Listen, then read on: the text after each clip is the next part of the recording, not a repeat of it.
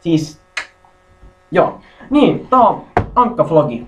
Siis aloittelu-vlogi-video. Ja mua raksuttaa päähän yksi asia. Kerro. Jaksaisinko kertoa vielä? Äänestäkää. 1, 2, 3, 4, 5. 5 voitti, noni. Ja joo, mä oon 14, kohta 15.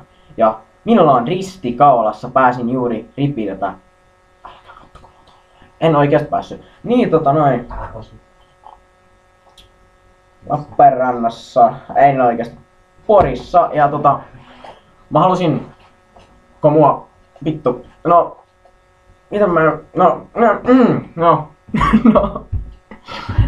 mun päätä raksutti yksi asia.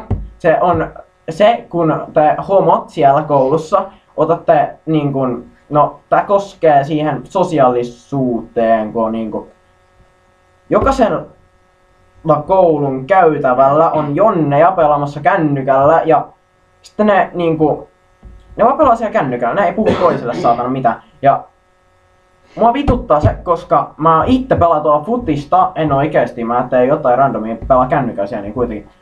Mut se oli noloin tapa, kun mä näin yhden homon viestittämässä toiselle vastapäätä, että Facebookissa, että tuuks tänään pelaa biljardia tai onks toi Manne tuossa noin vieressä vai mitä se? Saatana. Niin, toi tuolla noin on patsas.